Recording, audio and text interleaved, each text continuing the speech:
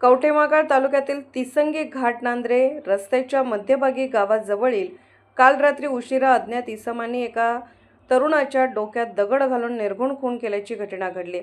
या घटनेने परिसरात मोठी खळबळ उडाली आहे।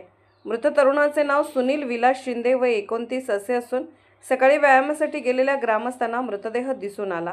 त्यांनी तात्काळ ती माहिती तिसंगी गावचे पोलीस पाटील यांना देण्यात आली।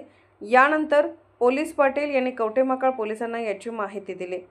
घटनास्थळी पोलीस पोहोचले असता तरुणाच्या डोक्यात मोठा दगड घालून त्याचा खून झाल्याचे आढळले। मृतदेहा शेजारी रक्ताने माखलेला दगड तसेच रक्ताचे डाग सापडून आले असून तो मुद्देमाल म्हणून जप्त करण्यात आला आहे। घटनास्थळी कवठेमहांकाळ पोलीस स्टेशनचे पोलीस निरीक्षक ज्योतिराम पाटील साहेब, पोलीस उपनिरीक्षक कोळेकर साहेब, पोलीस शिपाई अतुल लोंढे उपस्थित होते। खुनाचे कारण अद्याप स्पष्ट झाले नसून या प्रकरणी कवठेमहांकाळ पोलिसांनी अज्ञात आरोपी विरुद्ध खुनाचा गुन्हा दाखल करून तपास सुरू केला आहे। दरम्यान या घटनेमुळे गावात भीतीचे वातावरण निर्माण झाले असून या प्रकरणी कवठेमहांकाळ पोलीस अधिक तपास करत आहेत।